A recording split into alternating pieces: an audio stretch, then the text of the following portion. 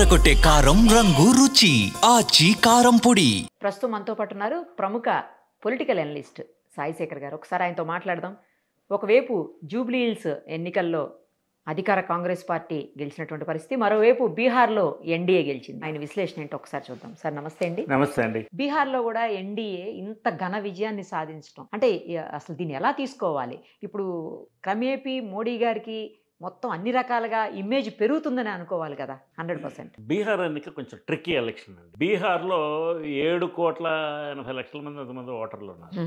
వాళ్ళు కాక సుమారుగా 1.25 కోట్ల మంది బీహార్ యువకులు బీహార్ బయట ఉన్నారు. మీకు హైదరాబాద్లో బీహార్ వాళ్ళు ఎంతమంది ఉన్నారో ఐడియా ఉంటారు? చాలా మంది ఉంటారండి. 17 లక్షల మంది ఉంటారు. 17 లక్షల మంది ఓటర్లు బీహార్ వాళ్ళు హైదరాబాద్లో ఉంటారు.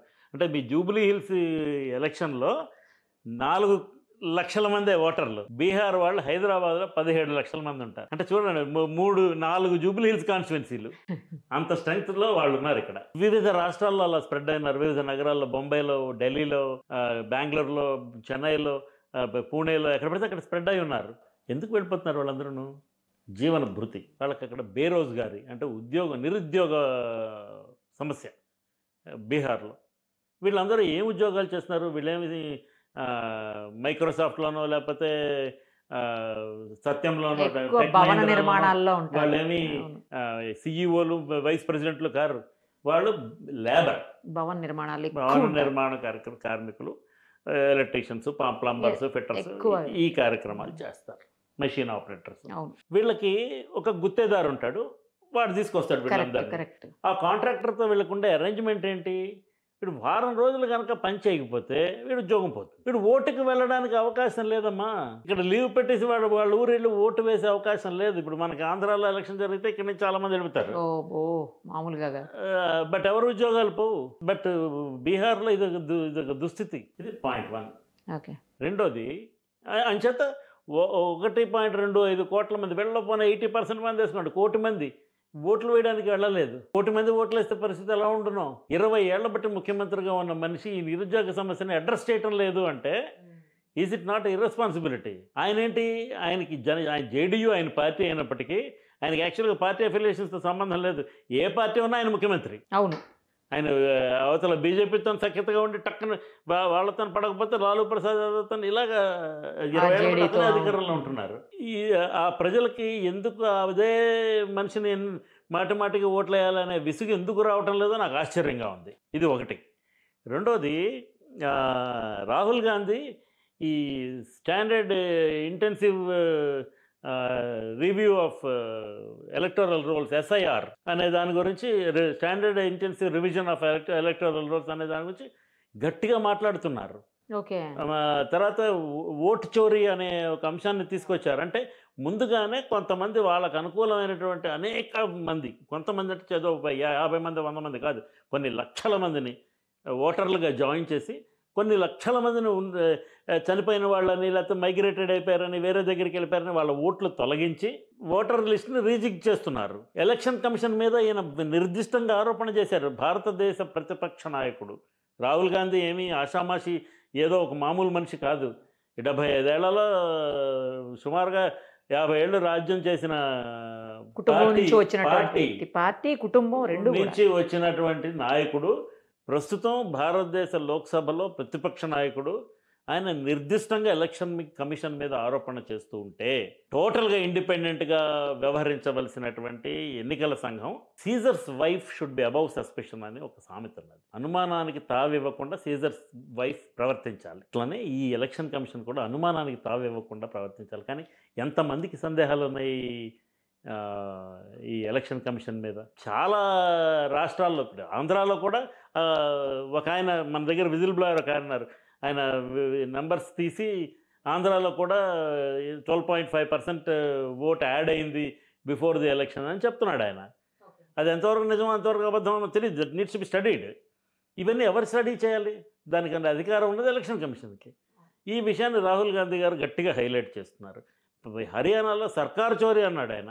ఇక్కడ ఎగ్జిట్ పోల్స్ వరకు కాంగ్రెస్ పార్టీ గెలుస్తుందని చెప్పి లాస్ట్ మినిట్లో బీజేపీ నేతృత్వంలో ప్రభుత్వం ఏర్పడితే వీళ్ళు ఆ మ్యానిపులేషన్ ద్వారా అధికారాన్ని తీసేసుకున్నారు, చోరీ చేసేసారని చెప్తున్నాడు. ఈ బీహార్లో జరిగిన ఇంత ల్యాండ్ స్లైడ్ విక్టరీ వల్ల ఇప్పుడు సపోజ్ 243 సీట్లకు కానీ 120 BJP Nitish Kumar group LJP వీళ్ళందరూ కలిపి ఎన్డీఏకి వచ్చి మిగతా 120 130 మిగతా 90 తేజస్వి యాదవ్కి వస్తే ఆర్జేడీకి వస్తే ఆర్జేడీ మహాగఠబంధన్ వాళ్ళకి వస్తే అప్పుడు మనం ఈ రాహుల్ గాంధీ చెప్పిన ఆర్గ్యుమెంట్ తప్పు, ఫెయిర్గానే ఎలక్షన్ జరిగింది అనొచ్చు. ఇప్పుడు సందేహం కలుగుతోంది. మనం గ్యారంటీగా వీళ్ళు బ్రహ్మాండమైన మెజారిటీతో వచ్చింది కాబట్టి వీళ్ళు గ్రేట్ అని ఒప్పుకునే పరిస్థితి అయితే లేదు. అట్లీస్ట్ విజ్ఞులైన పాత్రికేయులు, విజ్ఞులైన సామాజిక శాస్త్రవేత్తలు దీన్ని అంగీకరించకూడదు. దీన్ని స్టడీ చేయమనాలి. స్టడీ చేసి అందరి ముందర ఇప్పుడు ఫర్ ఎగ్జాంపుల్ 65 లక్షల ఓట్లు తీస్తారండి. 65 లక్షల ఓట్లు తీసి ఇంకో 40 లక్షల ఓట్లు యాడ్ చేశారు. అంటే 65 లక్షల అననుకూలమైన ఓట్లు తొలగించి 40 లక్షల అనుకూలమైన ఓట్లు యాడ్ చేసి ఉండొచ్చు. ఆ బ్యాలెన్స్ 25 lakhs లెక్క వీళ్ళు చెప్పడం లేదు. అసలు ఎవరు వాళ్ళు ఏంటి, ఎవరు ఓట్లు ఎందుకు తీశారని చెప్పడం లేదు. ఇప్పుడు మైగ్రెంట్ లేబర్ ఉంటారు, వాళ్ళ ఓట్లు తీసేయడం వలన వాళ్ళకి ఓటింగ్కి అధికారం లేకుండా పోయింది. సరే, దీస్ థింగ్స్ కాంట్రవర్సీ చచ్చిపోలేదు. Controversy is still alive and it will be alive. But భారీ ఎత్తున మెజారిటీ వచ్చింది. మోర్ దాన్ 2/3 మెజారిటీ వచ్చింది. తేజస్వి యాదవ్ గెలిచారా, ఓడిపోయారు? తేజస్వి యాదవ్ కూడా. దాన్ని బట్టి మీకు అర్థమవుతుంది. సో ఇంత మెజారిటీ వచ్చింది.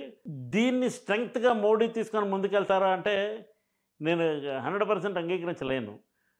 బట్ ఆయన రేపు బెంగాల్ ఎలక్షన్కి ఈ స్ట్రెంగ్త్ మీద వెళ్ళచ్చు.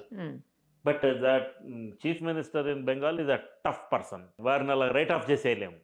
ఆవిడ మూడోసారి కూడా ముఖ్యమంత్రి అయ్యారు. So Bengal politics are total slightly different. కాకపోతే ఏంటంటే బీజేపీ 2వ స్థానానికి వచ్చి లాస్ట్ ఎలక్షన్లో. ఇప్పుడు బెంగాల్కి కూడా ఈ స్ట్రెంగ్త్ మీద వాళ్ళు ఎలక్షన్కి వెళ్తారు టు క్యాప్చర్ పవర్.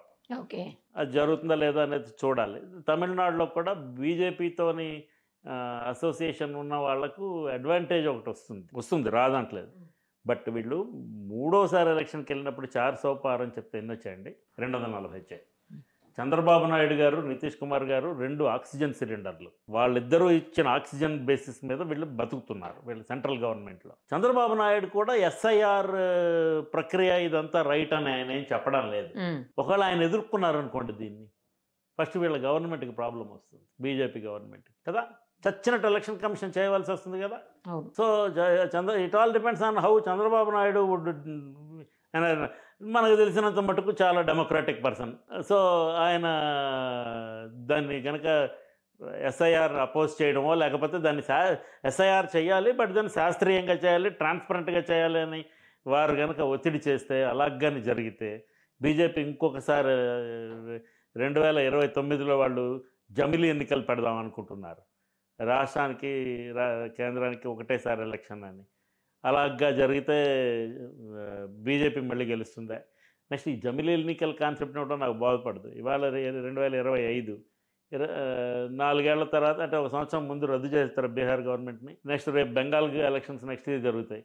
సో 3 ఏళ్ల ముందర బెంగాల్ గవర్నమెంట్ రద్దు చేసేస్తారా? ఆంధ్ర ఒకటి సింక్గా ఉంది, తెలంగాణను ఒక 6 నెలలు ఎక్స్టెండ్ చేస్తారు. బట్ చాలా రాష్ట్రాల్లో ఇప్పుడు ఈ మధ్యన హర్యానాలో ఎలక్షన్స్ జరిగినాయి. వీళ్ళందరినీ ఏం చేస్తారు అంటే తగ్గిస్తారా, ఎట్లా అడ్జస్ట్ చేస్తారో తెలియదు. ఇప్పుడు ఎస్ఐఆర్కి సంబంధించి ఎవరు నిర్దిష్టమైన ఆరోపణ అయితే చేయగలిగారని రుజువులను చూపించలేకపోయారు. సో మరి వీడు స్వీప్, అది అక్కడ ఎలక్షన్ స్వీప్. నితీష్ కుమార్ మళ్ళీ ఎన్నోసార్లు ముఖ్యమంత్రి అయిపోతున్నాడు. మళ్ళీ ఎన్నిసార్లు తెలియదు. I think record chief minister. ఎప్పుడో 24 సంవత్సరాల పాటు జ్యోతి బసు ముఖ్యమంత్రిగా ఉన్నారు వెస్ట్ బెంగాల్కి వరుసపెట్టి. ఇతను మళ్ళీ ఆ రికార్డు బ్రేక్ చేస్తారేమో తెలియదు. కాకపోతే అంటే నితీష్ కుమార్కి ఉన్న అడ్వాంటేజ్ అంటే అతని మీద కరప్షన్ ఆరోపణలు లేవు, ఆయనకి ఫ్యామిలీ లేదు, ఆయన తినేసి ఎవరికైనా పెట్టాల్సిన అవసరం లేదు. ఇప్పుడు మోడీ కూడా అదే కదా. Modi is not you cannot accuse Modi of any personal corruption. ఎందుకంటే he doesn't have children. Vajpayee కూడా అంతే కదా. వీళ్ళెవరు personally they are not corrupt leaders. అదొక అడ్వాంటేజ్ ఉంటుంది. ప్రాజెక్ట్ ఉండే వాళ్ళకి ఇది ఒక డిసడ్వాంటేజ్ ఉంటుంది. వాళ్ళకి అధికారంలోకి తేవాలని ట్రై చేస్తున్నారు, పరివారవాది పార్టీస్ ఇట్లాంటివన్నీ వస్తాయి. బట్ ఆ అడ్వాంటేజ్ నితీష్ కుమార్ పొందాడు. వేరే లాలూ ప్రసాద్ యాదవ్కి ఆయన కొడుకులకి అదొక డిసడ్వాంటేజ్. సో బీహార్ ఎలక్షన్ వల్ల BJP on record has got new strength, కొత్త బూస్ట్ దొరికినట్టే. నెక్స్ట్ బీహార్లో లోక్ జనశక్తి పార్టీ మన చిరాగ్ పాస్వాన్, ఆయన కేంద్ర మంత్రి రామ్విలాస్ పాస్వాన్ గారి కొడుకు, ఆయన పార్టీ హైయెస్ట్ స్ట్రైక్ రేట్తో గెలిచింది. 25 పోటీ చేస్తే 21 గెలిచారు. లాస్ట్ టైం అట్లా లేదు. ఆయన చాలా ఓట్లు జేడీయూ తీసుకుపోయారు. దానివల్ల జేడీయూకి నష్టం జరిగింది, ఆయన గెలవలేదు. బీజేపీ ఎన్డీఏ గెలిచింది అప్పట్లోనే. అడ్వాంటేజ్ వీళ్ళు పొందారు, లేకపోతే ఆర్జేడీ వాళ్ళు పొందారు. వేరే ఈసారి ఇతను youth he's a young leader and central గవర్నమెంట్లో మినిస్టర్. నా అనుమానం ప్రకారం ఒక 2 ఏళ్ళు 3 ఏళ్ళు అయిన తర్వాత నితీష్ కుమార్ని వాళ్ళు తప్పిస్తారు. షిండే ప్రయోగం చేస్తారు. మహారాష్ట్రలో చేసిన షిండే ప్రయోగం లాంటిది చేస్తారు. చేసినప్పుడు సుశీల్ కుమార్ మోడీ అని ఒక ఆయన ఉండేవారు, బీజేపీ లీడర్. ఆయన చనిపోయిన తర్వాత బీజేపీకి డజంట్ హ్యావ్ ఎ ఫేస్, కానీ 85 సీట్లు వచ్చినాయి. So BJP might at some point in time ఆ ఎల్జేపీని వాళ్ళలో కల్పించుకోవడమో, లేక అతన్ని ప్రమోట్ చేసి ఫ్రంట్ ఫేస్గా పెట్టి అతనికి ముఖ్యమంత్రి పగ్గాలు అప్పచెప్పి నెక్స్ట్ ఎలక్షన్కి రెడీ చేయటం చేస్తారు. ఎందుకంటే ఈయనకి వయసు కూడా అయిపోయింది కాబట్టి. సో బీహార్ పరిస్థితి ఇదండి. రైట్ సార్, చాలా బాగా చెప్పారు అన్నీ కూడాను. Thank you sir, thank you so much. Thank you. మరిన్ని అప్డేట్స్ కోసం నిరుపమ సుమన్ టీవీ ఇన్స్టా పేజ్ని ఫాలో చేయండి. సుమన్ టీవీలో మీ పర్సనల్ అండ్ బిజినెస్ ప్రమోషన్స్ కోసం కింది నెంబర్కి కాంటాక్ట్ చేయండి.